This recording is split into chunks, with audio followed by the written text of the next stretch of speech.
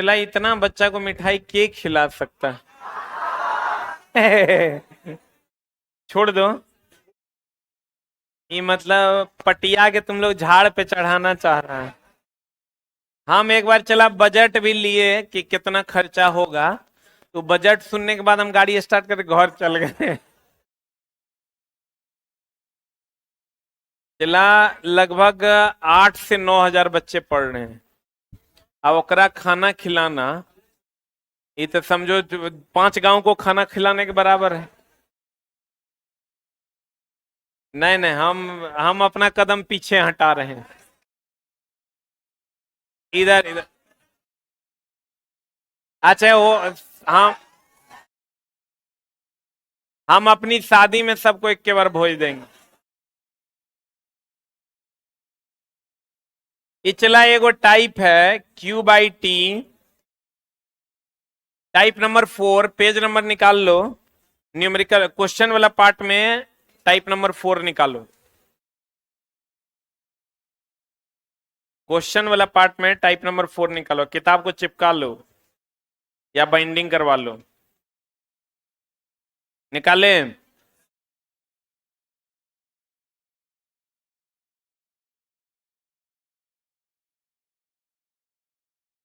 निकाला रे?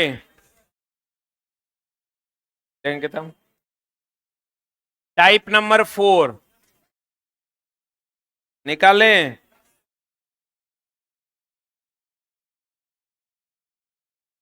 यहां जो है चला x या dx की अगर हम बात करें तो ये होता है मोटाई। क्या होता है चला? मोटाई। और डी थीटा जो है ये ताप में अंतर है, अर्थात तापांतर है। क्यू तो चला उष्मन है, क्यू क्या है? ऊष्मा है। के जो है ये ऊष्मीय चालकता है।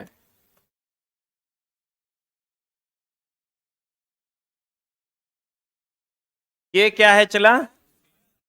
टी क्या है? समय है।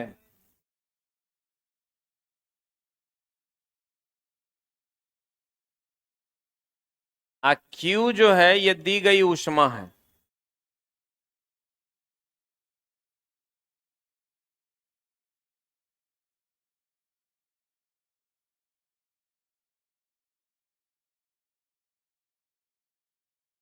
है ना?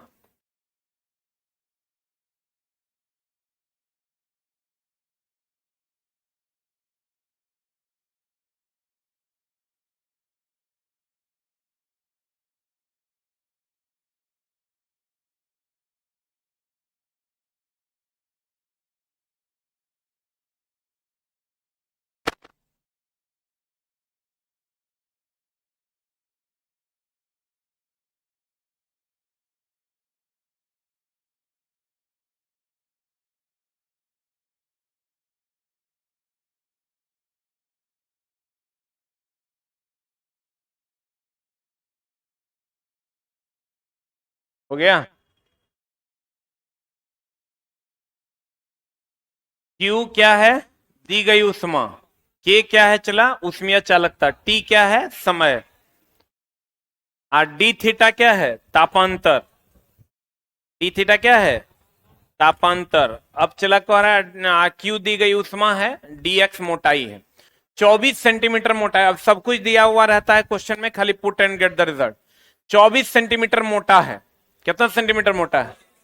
यानी dx का मान कितना हो गया? 24 सेंटीमीटर। 24 सेंटीमीटर मतलब 0.24 मीटर। बोलो हाँ या ना। आप कहता आंतरिक सतह पर 25 डिग्री सी और बाह्य सतह का तापमान 5।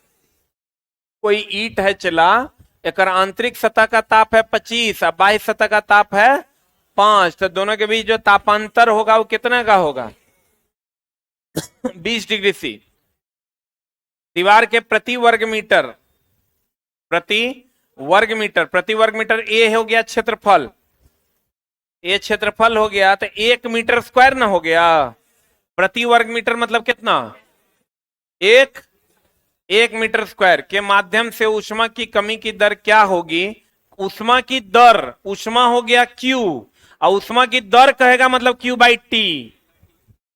बोल में नहीं करेगा। ऊष्मा क्या हो गया? Q। और यहां क्वेश्चन क्या कह रहा है? ऊष्मा की दर अर्थात Q/T। अब Q/T बराबर व्हाट? अगर कहता ऊष्मा क्या होगा तब क्या निकालते? Q। कह रहा ऊष्मा की दर क्या होगा? Q/T। और ऊष्मीय चालकता K बराबर हो जाएगा 0.15, दिया हुआ है जूल पर सेकेंड पर मीटर पर केल्विन। ठीक है।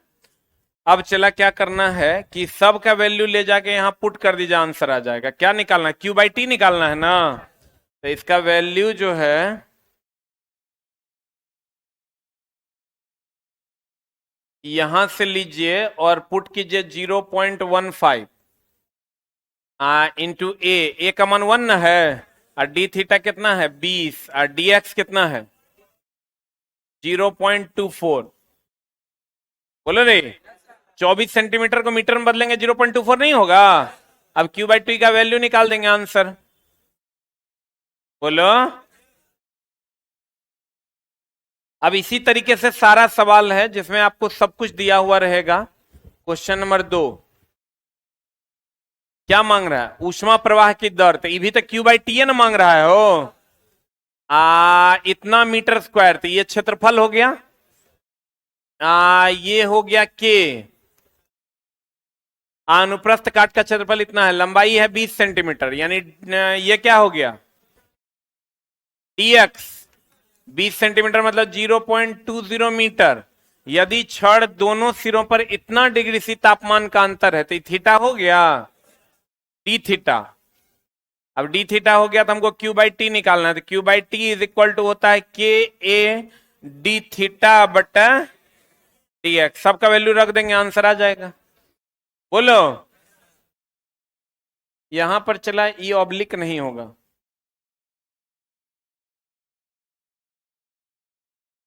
सेम बन जाएगा। सारा बना हुआ है 2 सेंटीमीटर मोटाई का है, तो ये क्या हो गया? अरे डीएक्स ना हो गया, आई हो गया 0.02 मीटर। इतना मीटर स्क्वायर क्षेत्रफल है। ए हो गया 0.1 मीटर स्क्वायर, यही ना है। आंतरिक और बाहरी सतहों के बीच का तापमान का अंतर है 30 डिग्री सी, तो थीटा हो गया डी थीटा हो गया कितना? 30 डिग्री सी। उष्मा चालकता है इतना, तो ये किसका मान हो गया? के हो गया हो। तो प्रवाहित होने वाले उष्मा प्रवाह की दर कितनी होगी? तो दर मांग रहा है मतलब Q/T मांग रहा है, निकाल देंगे, आंसर आ जाएगा। बोलो हाँ या ना। सेम बोलो न रे। 15 सेंटीमीटर मोटा है तो किसकी वैल्यू है? एक्स की। एक्स का वैल्यू हो जाएगा 0.15 मीटर। बोलो डीएक्स का। आंतरिक तापमान 30 डिग्री सी और बाह्य तापमान 5 है, तो डी थीटा कितना हो जाएगा? तापमान में अंतर 25 डिग्री सी हो जाएगा। अब कहता है प्रति वर्ग मीटर, प्रति वर्ग मीटर कह दिया मतलब क्षेत्रफल हो गया कितना? 1 मीटर स्क्वायर। ऊष्मीय चालकता कितनी है? के 0.81 जूल पर सेकेंड मीटर केल्विन। बोलो न रे। अब इस सब का वैल्यू पुट कर देंगे, आंसर आ जाएगा। बोलो। इसी तरीके से सारा सवाल का सॉल्यूशन भी किया हुआ है। 5 सवाल चला पूछा था पिछले बार एएलपी में। 1 2 3 4, 4 सवाल, चारों आपके सामने है। सब में सेम मामला है, खाली यूनिट का ध्यान रखना है। तापमान डिग्री सी में होगा, मोटाई जो है एसआई यूनिट में होगा, सेंटीमीटर में नहीं होगा, मीटर में होगा, किसमें होगा? अब बाकी सब वैल्यू पुट कर देना, आंसर आ जाएगा। फॉर्मूला है Q/T के A D theta by D x. बोलो न रे। सवाल आपके सामने है, इसको देख लीजिए। अब चला जी, कुछ लोगों को यूनिट्स में प्रॉब्लम है। टाइप 2 में हमको नहीं, टाइप 1 में हमको लगता है। हाँ, इसी का 5 नंबर, 5 नंबर में। अच्छा, ये तो एक जूता अभी मारेंगे, एक जूता कल मारेंगे, खाएगा छोटा चुहाड़ चोरवा कहीं। ये सवाल नहीं बताए हम। कहता है छूट गया है, मानेंगे 10, गिनेंगे 1। ये गलत बात ना है। चला 5 नंबर देखो तो बताए हैं कि नहीं? स्टैंड अप, कहीं नहीं बन रहा है 5 नंबर। क्लास छोड़ा है तो तुम क्लास लेट आओगे, तुम नहीं आओगे, उसका ठेका हम लिए हैं। अब बोलता भी मानेंगे तो यहां से मर जाएगा वहीं। चौड़वा कहेंगे, चोरी करता है कि रे, चोरबा है कि रे। अब बताओ चला, ये 5 नंबर सवाल कितना बढ़िया से हम एक बताए हैं। ये छोटा अल्फा इस टू बीटा इस टू गामा नहीं बताए हैं। अब बच्चा नहीं बनाएगा, कहेगा हम लेट से आए हैं, कहेगा हम एवे नहीं किए हैं। ये छोटा बताओ, ये क्वेश्चन पूछता है। अब पूछता भी कितना जोर से।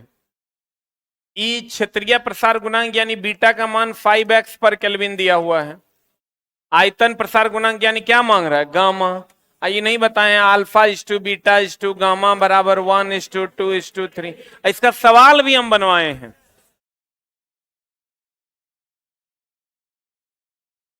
बोलो न रे, खड़ा रहेगा तुम पूरा क्लास।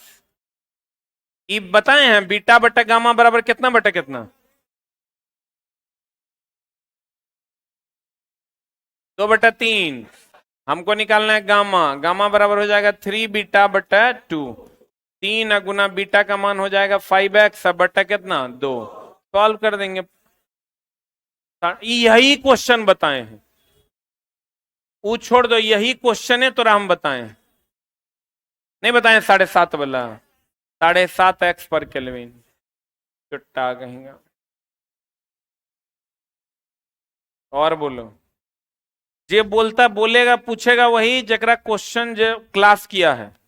अब तुम क्लास 3 दिन छोड़ के आएगा, न्यूमेरिकल वाले पार्ट में तो नहीं बनेगा क्वेश्चन, परेशान नहीं करेगा। ये तो एकदम सिंपल और सड़ा हुआ क्वेश्चन है। कुछ दिक्कत हुआ होगा पीछे, हमसे पूछो, हम बता देंगे, कोई दिक्कत नहीं है। बोलिए तो आपका क्या प्रॉब्लम है, किसका क्या प्रॉब्लम है? हाथ खड़ा करो, हाँ बोलिए।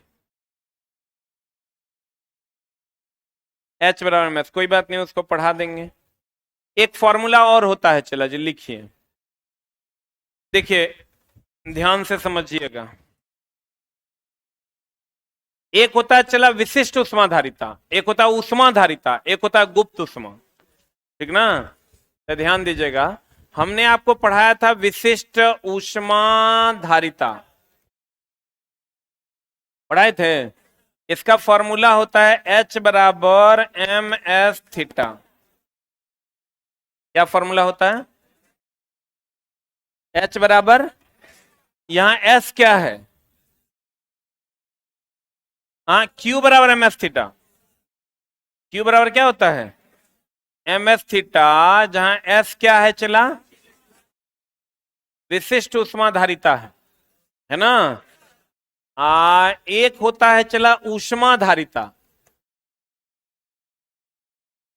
क्या होता है? इसको H बराबर ये होता है MS, जहां H जो है ये ऊष्माधारिता है। एक होता है चला गुप्त उष्मा, जिसका फॉर्मूला होता है Q बराबर ml, जहां L जो है गुप्त उष्मा है, ठीक है? विशिष्ट उष्माधारिता Q बराबर MS थीटा। S क्या है? उष्माधारिता। उष्माधारिता बोले तो H बराबर MS में S तो विशिष्ट उष्माधारिता है, ये है। H जो है ये उष्माधारिता है, स्पेसिफिक स्पेसिफिक हीट कैपेसिटी। आई है हीट कैपेसिटी, आई है लेटेंट हीट। इंग्लिश में अगर कहोगे इसको कहते हैं स्पेसिफिक हीट कैपेसिटी, इसको कहते हैं हीट कैपेसिटी, इसको कहते हैं लेटेंट। इसका चूंकि यूज नहीं है इसलिए हम लोग नहीं पढ़ते हैं, बहुत कम निग्लिजिबल यूज है। अब इसका अगर यूनिट निकालोगे तो आपको पता है एस का यूनिट कितना होता है? एस बराबर क्यू बाय एम थीटा। बोलो हाँ या ना? तो क्यू बाय एम थीटा हो जाएगा, तो क्यू का मान हो जाएगा जूल, एम का हो जाएगा के जी, द्रव्यमान है तो ये हो जाएगा केल्विन। तो जूल पर के जी पर केल्विन होगा। एच बराबर एम एस होता है, तो एम का हो जाएगा के जी इंटू एस का क्या हो जाएगा, जूल बटा केजी केल्विन होगा। केजी केजी कट जाएगा, एच का मान क्या हो जाएगा, जूल पर केल्विन हो जाएगा।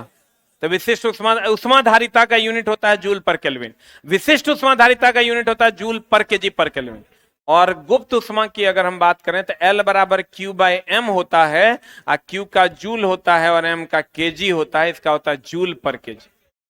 S का जो यूनिट हो जाएगा चला, ये हो जाएगा joule per kg per kelvin, और H का हो जाएगा जूल पर केल्विन, और L का हो जाएगा जूल पर केजी। उष्मा का क्या होता है यूनिट, जूल ना, द्रव्यमान का केजी, या तापमान का kelvin.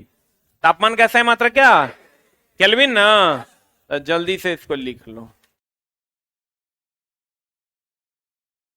Heat is a very very important chapter.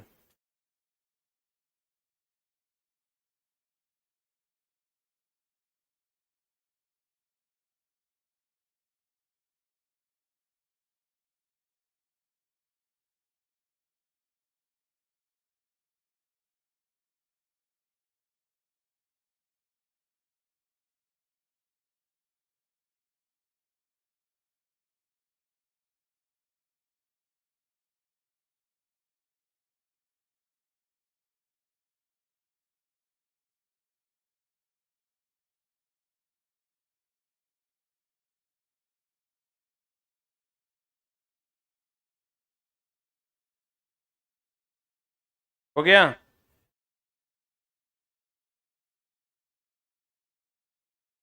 Photo न खींचें, कृपया लिख लें, ना तो फोटो खिंचा जाएगा, जीवन का मामला गड़बड़ा जाएगा।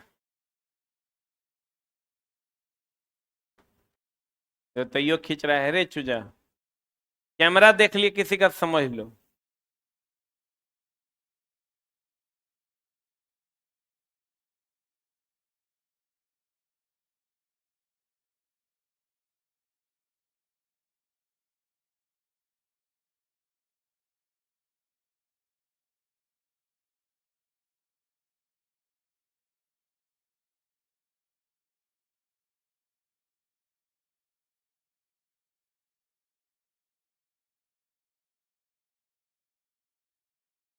हो गया,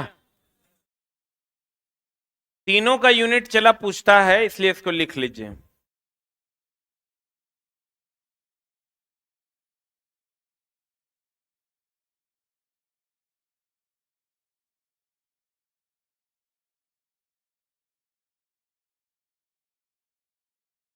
हो गया,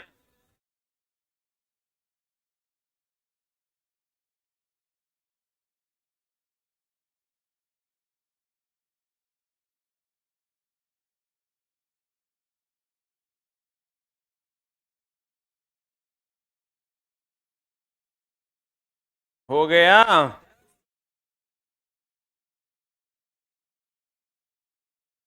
और बोलो, डाउट पूछ लो चला, क्योंकि आज डाउट क्लियरिंग ही रखेंगे, ताकि जो भी छूटा बढ़ा है थोड़ा बहुत वो कंप्लीट कर दें, क्योंकि chapter is very very important.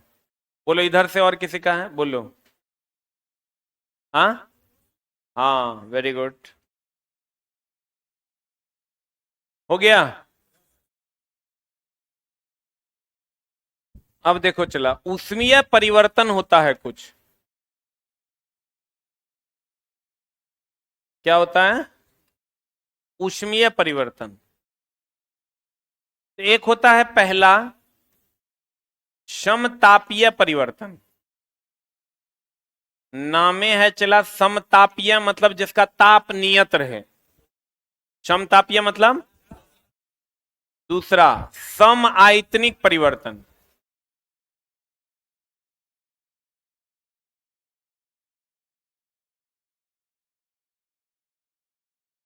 सम आयतनिक परिवर्तन। तीसरा समदाबीय परिवर्तन, नाम सुने हैं चला जी।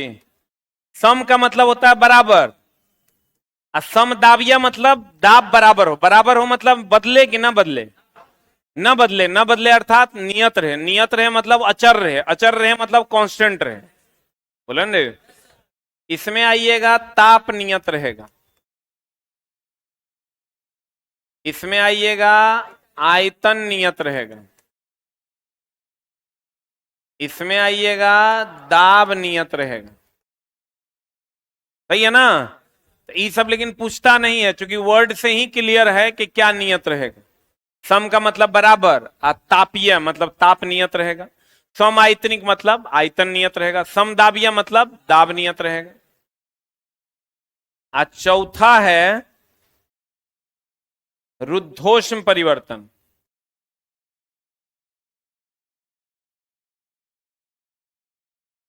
कौन परिवर्तन? रुद्धोष्म बोले तो एडियाबेटिक, एडियाबेटिक चेंज। इसमें चला ऊष्मा नियत रहता है, अर्थात ऊष्मा का आदान प्रदान नहीं होता है। किसका आदान प्रदान नहीं होता? अब इसके चला कुछ एग्जाम्पल्स हैं, इसका ऊष्मा का आदान प्रदान नहीं होता। जैसे हमारे शरीर से जो पसीना निकलता है, तो वो जब वाष्पीकृत होता है तो हमको ठंडक लगता है। आप पसीना से आइए, आप पंखा हवा में चले जाए, आपका पसीना वाष्पीकृत होगा उसके तो आपको ठंडक लगेगी। तो वाष्पीकृत होने के लिए जो ऊष्मा चाहिए वो हमारे शरीर से ही लेता है, क्योंकि अगर पानी की बूंद यहां इसको वाष्पीकृत होना तो ऊष्मा लेगा कि देगा? लेकर गरमाएगा तब ना वाष्पीकृत होगा। तो वो जो ऊष्मा लेता है वो हमारे शरीर के अंदर से लेता है, इसीलिए शरीर के अंदर का तापमान घट जाता है, बाहर से नहीं लेता। क्योंकि यह रुद्धोष्म परिवर्तन है, इसमें ऊष्मा का आदान प्रदान नहीं होता, यह ऊष्मा शरीर के अंदर से लेता है। वैसे ही जब ट्यूब फटता है तो ट्यूब की हवा ठंडी लगती है, क्योंकि फटने के लिए जो ऊष्मा चाहिए वो उसके अंदर से लेता है। जैसे घड़ा का पानी का ठंडा लगता है, क्योंकि घड़ा का पानी जो छिद्रों से वाष्पीकृत होता है उसके लिए जो ऊष्मा चाहिए वो उसके अंदर से लेता है। अंदर से जब ऊष्मा लेता है तो उसके अंदर का चीज क्या हो जाता है? ठंडा हो जाता है। ये आप बाहर से नहीं लेता, क्योंकि ये रुद्धोष्म परिवर्तन है। रुद्धोष्म परिवर्तन में ऊष्मा बाहर से आदान प्रदान नहीं किया जाता है। तो इसका जो एग्जाम्पल है, पहला, ट्यूब फटने पर ठंडी हवा, ठंडी हवा का निकलना। ट्यूब फटने पर ठंडी हवा का क्या होना चला? ठंडी हवा का निकलना। दूसरा, घड़े के पानी का, यही पूछेगा मेनली, यही रुद्धोष्म परिवर्तन का ठंडा होना। तीसरा, पंखे के सामने आने पर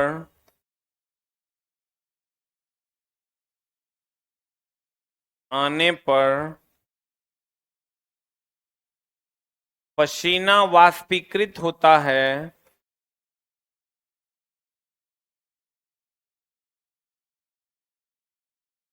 जिससे ठंडक लगती है।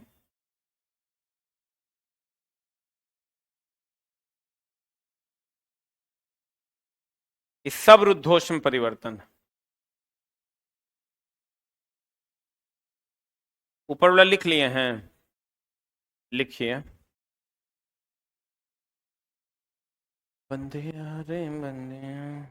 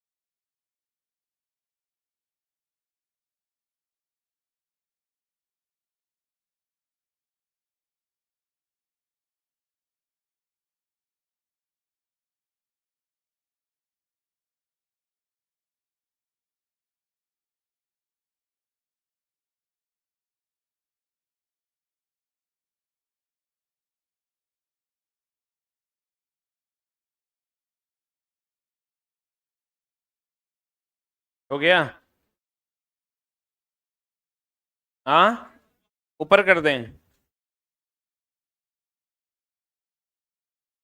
रुद्धोष्म परिवर्तन में क्या नियत रहता है? ऊष्मा। ट्यूब फटने पर ठंडी हवा का निकलना,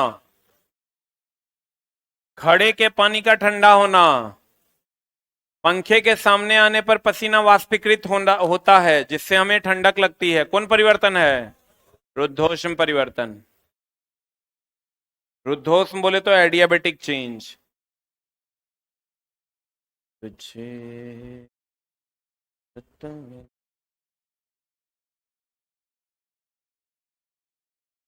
क्या क्या क्या बोल रहा है? जोर से बोलो। हवा हवा कौन कर रहा है?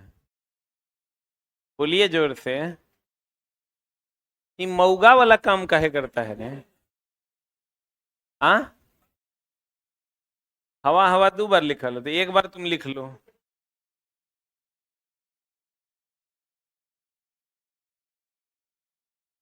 हो गया? अच्छा चला, कोई भी चीज संपीड़ित होने के बाद गर्म होगा कि फैलने के बाद गर्म होगा? तो रुद्धोष्म परिवर्तन में जब कोई चीज संपीड़ित होता है तो उसकी आंतरिक ऊर्जा में वृद्धि होती है क्योंकि वो गर्म हो जाता है। और रुद्धोष्म परिवर्तन में जब कोई चीज फैलता है तो ठंडा होने के कारण उसकी आंतरिक ऊर्जा में कमी आ जाती है। लिख लो एक लाइन। रुद्धोष्म संपीड़न में, रुद्धोष्म संपीड़न में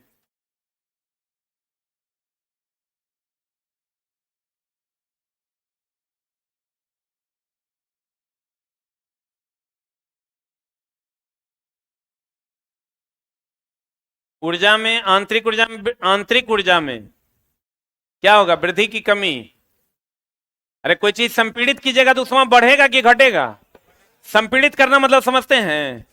दबाना कि फैलाना? तो दबाइएगा तो गरमाएगा ना। क्या लिखे? रुद्धोष्म परिवर्तन में, ये तो बंगाली में लिखता है। रुद्धोष्म संपीड़न में आंतरिक ऊर्जा में वृद्धि, यांत्रिक ऊर्जा में नहीं, आंतरिक ऊर्जा में वृद्धि होती है क्योंकि ऊष्मा बढ़ता है, क्योंकि ऊष्मा बढ़ता है।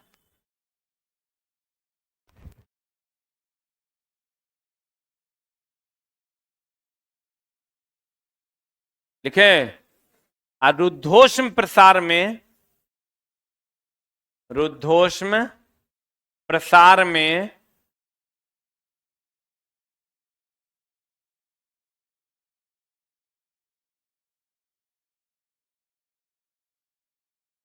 आंतरिक ऊर्जा में कमी आती है।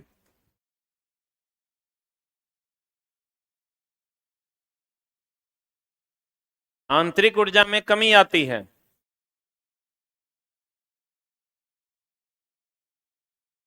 क्योंकि तापमान घटता है, क्योंकि तापमान घटता है।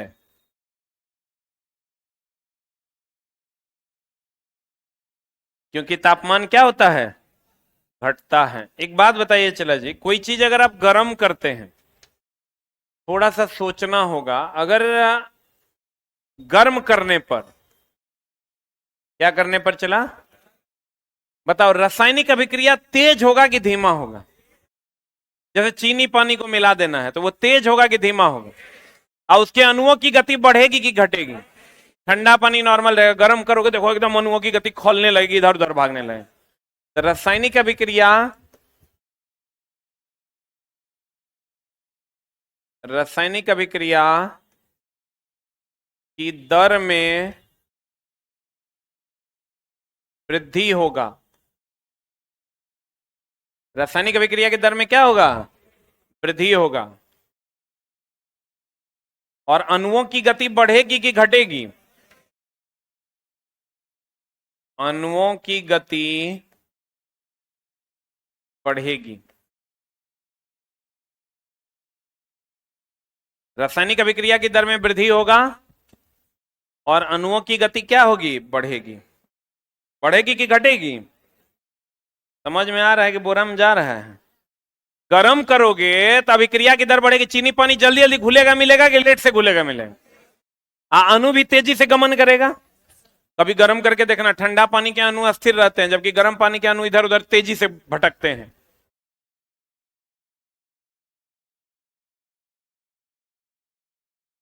बोलो रे, गर्म करने पर अणुओं की गति और रासायनिक अभिक्रिया तेज होगा कि धीमा, तेज होगा। सही है ना? आप बोलो, आपके कर डाउट, बोलो जल्दी, एक एक करके। लाओ रे किताब लाओ, अरे जगह पलटल है वो लाओ ना, थर्ड एडिशन है ना। टाइप 2 क्वेश्चन नंबर 15, 8 भी। एक हम बूझ गए, तुरंत जो डाउट होगा हम देख लेंगे तो बूझ जाएंगे। टाइप 2 क्वेश्चन नंबर 8 और 15। टाइप 2 क्वेश्चन नंबर 8 है और क्या है, 15 है।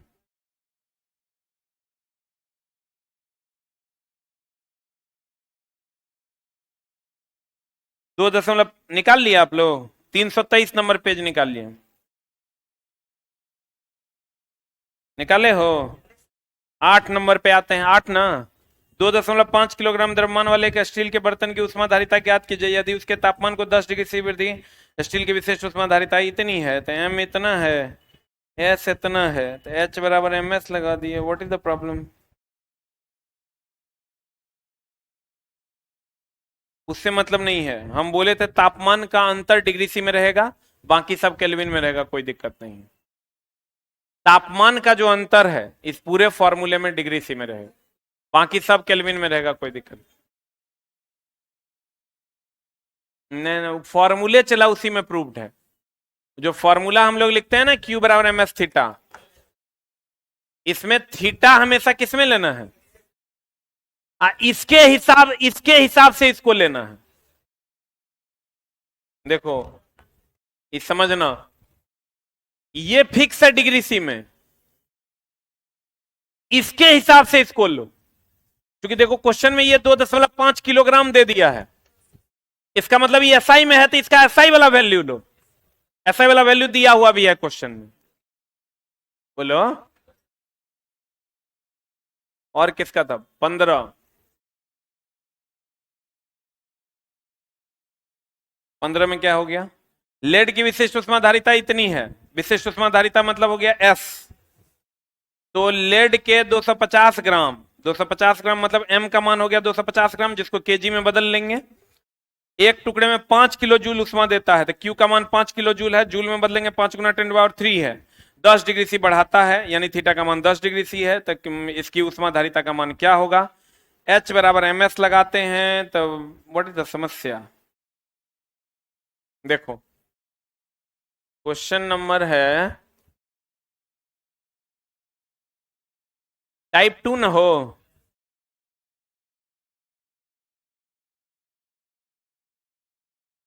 यही है ना?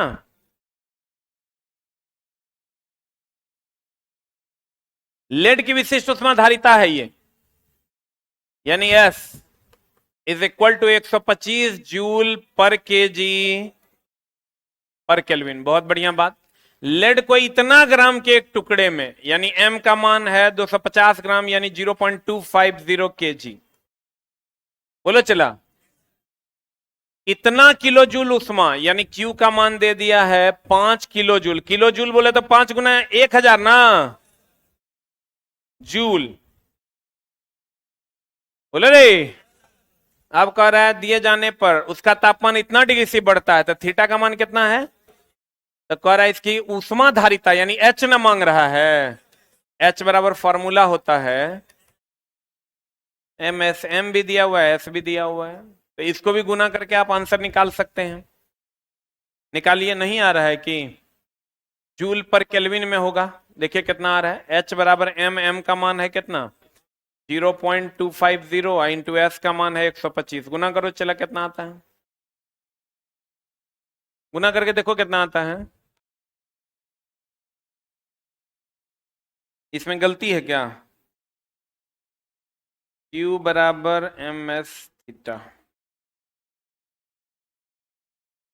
देखो चला, इसको ऐसे भी जो बनाए हैं इसको ऐसे लिख सकते हैं, देखो उसको वैसे भी बनेगा Q बराबर एम एस थीटा। बोलो हाँ या ना। H बराबर एम एस होता है, तो इसको Q बराबर एम एस के जगह पर H थीटा नहीं लिख सकते। Q बराबर H बराबर क्या होता है एम एस ना, H के जगह पर एम एस लिख देंगे। यहां से हमको क्या निकालना है H, तो H बराबर लिख देंगे Q बटा थीटा।